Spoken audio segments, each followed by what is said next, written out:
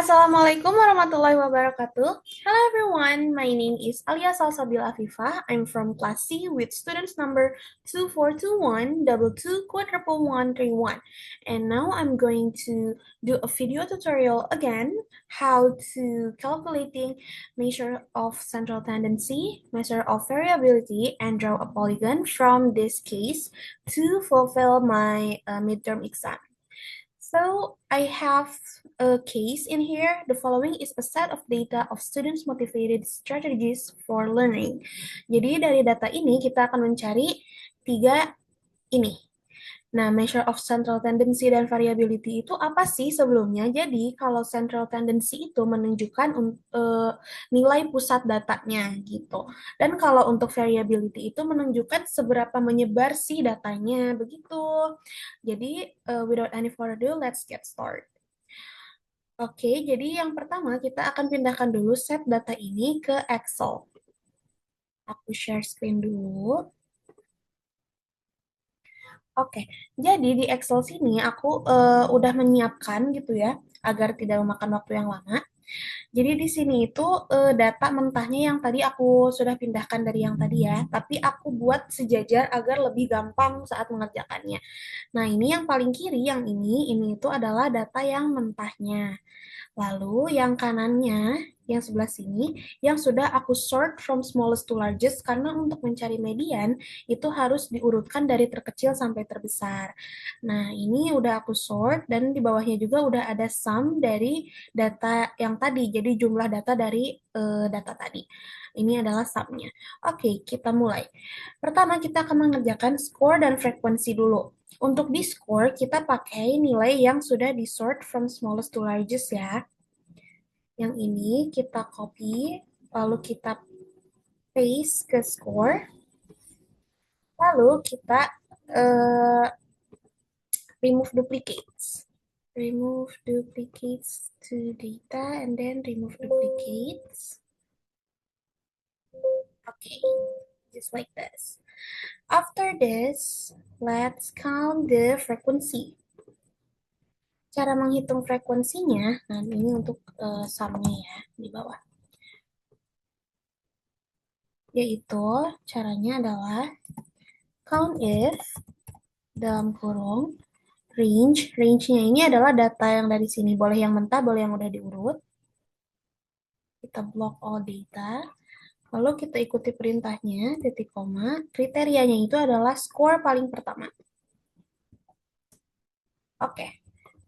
Tapi biasanya di sini aku ikat dulu pakai dollar agar datanya nggak kemana-mana gitu. Lalu kita tinggal drag aja ke bawah. Ya. Dan kita sum lagi. Oke, jadi ini sudah beres ya untuk tabel pertama. Sekarang kita lanjut ke measures of central tendency. Nah, kita akan pakai cara Excel aja agar tidak memakan waktu banyak. Cara mencari mean itu adalah average dalam kurung block all data dari sini, lalu enter. Nah, jadi mean itu kan adalah rata-rata. Rata-ratanya kita divers desimal dulu adalah 136,57. Kalau cara manualnya itu bisa yaitu dari sum dari sini dibagi jumlah frekuensinya atau jumlah datanya. Hasilnya juga akan sama seperti ini. Oke, next. Median. Kita kerjakan median. Rumusnya adalah median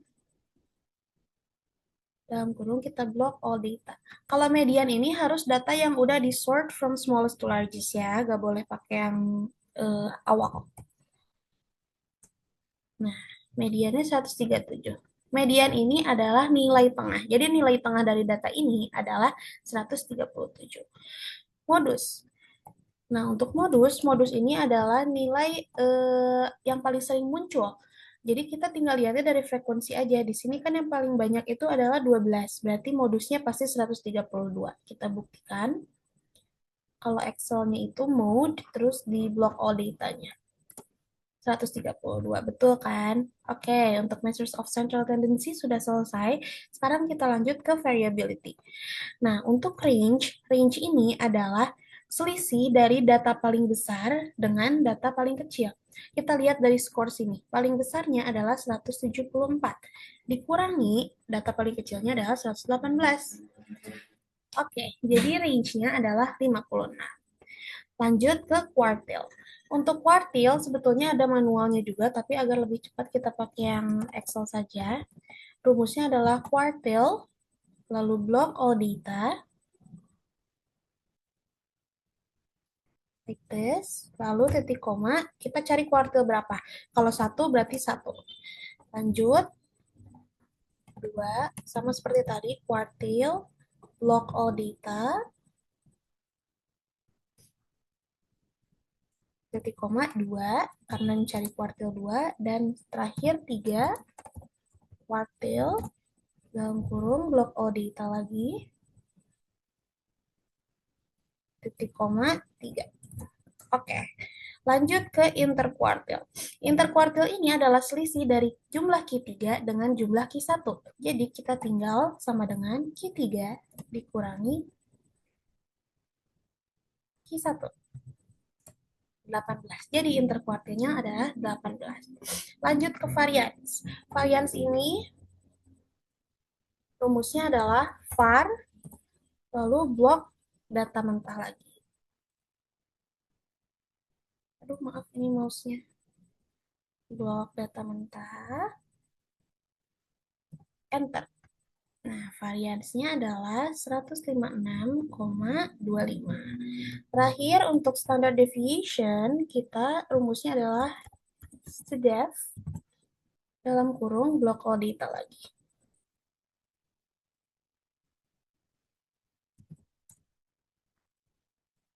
Oke, kita decrease decimal.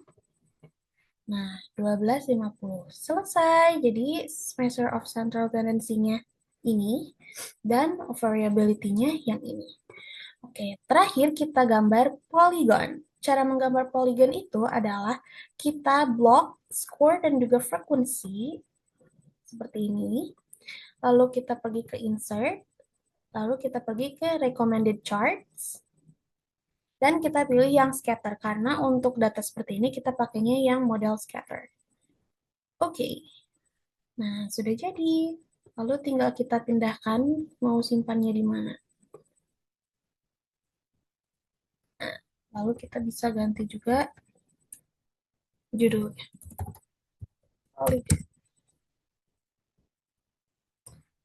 Oke,